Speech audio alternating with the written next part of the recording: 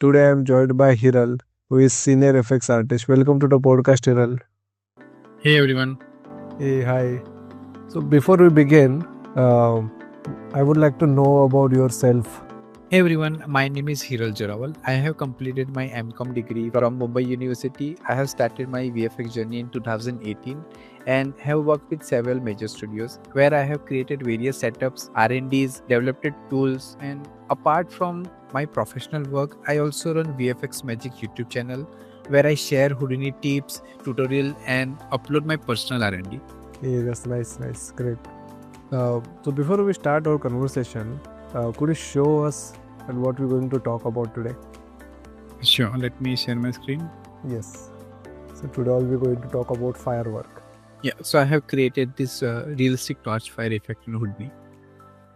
So I'm just curious, like when the things move very fast, how are you working and avoiding this stepping of the torch fire here? So stepping issue is very common in Houdini that when object is fast moving, right, and we get this stepping. The reason behind stepping is I will just show you. So this is the current position, right, and it moves to this next frame, and we don't have proper in between frames. And how I solve that is, so I use this time blend, and I use this current frame, and I use previous frame. So what it will do, it will create a bridge to connect those in between frames, and you can see it here. Now it's connected, and this is the current position I have. And when I simulate this using this source, we won't face any stepping, and we don't have to increase sub steps for this kind of issues. Then we can easily fix at source level. So this is how I optimize the sim, and it doesn't increase the simulation time. And if we increase sub steps, it will solve that stepping issue, but it will shoot up the simulation time as well. So like, how many substeps are you putting in it then? So currently for the fire simulation, I am using 4 global substeps. The reason that I am not using substeps to solve that stepping issue, but I am using substeps to add more movement in the fire motion. So you see this, right, that we have a nice extra movement in the fire. So to add that kind of internal movement, that I have increased substeps. So I just wonder, your substeps are actually not involved here much. You optimize your scene file. How much time is taking to calculate the simulation then? This render output, and this is high resolution I have used for 250 frames. It's taking 6 minutes. It's like only taking 6 minutes to calculate the high res simulation. Yeah, we don't use this high resolution voxel. I increase it to 2.5, and if I increase this voxel size, it will run in real time. Let me just play. Right, so you can see here that we can see this, and this is almost real time, and we can just make changes to it and increase the fire height or something like that. It's really running really fast. It's very optimized scene file. Yeah. Like, I have one more question. At the beginning, I see the fire is actually staying static, and then the characters start moving.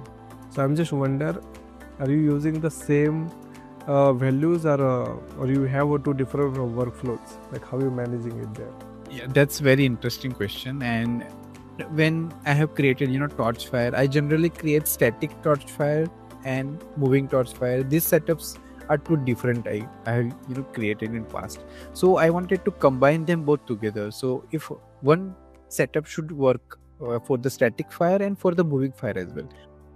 Both simulation requires different disturbance and all these values. So what I do, and what I have done for this simulation, is I am using that torch fire animation speed, and I'm using this speed to drive all these disturbance and speed parameters over here.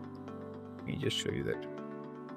So you can see here that it's driving that speed value, that speed attribute, and you can see when torch fire is moving slower, it shouldn't add that disturbance, and when it's moving faster, we need high disturbance on that.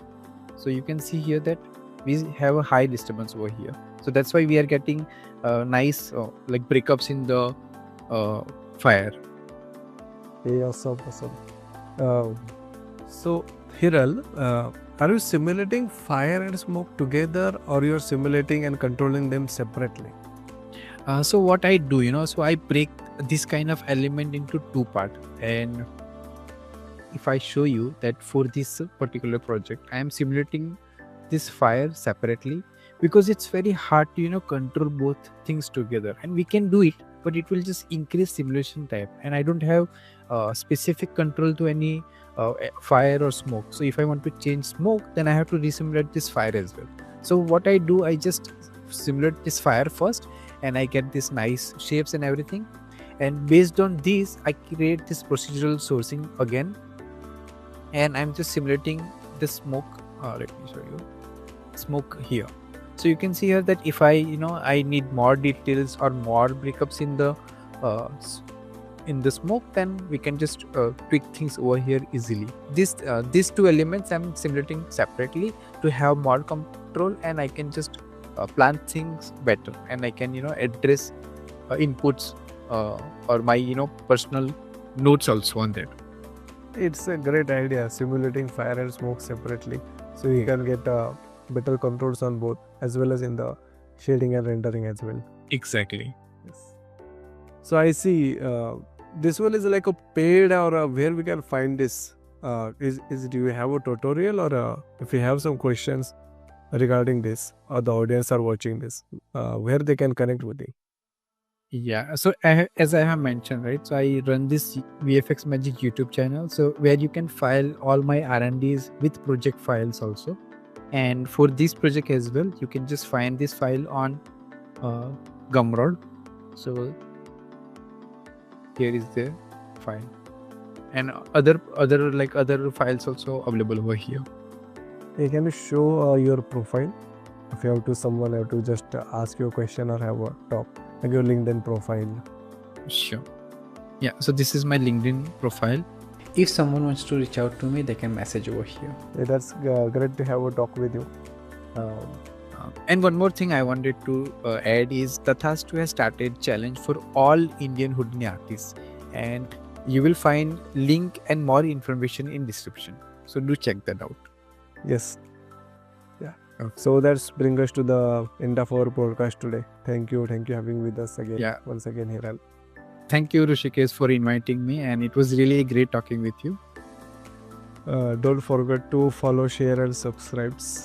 You will find all the related links in the description. Yeah. And Yeah. Thank you once again. Yeah. Until then, bye.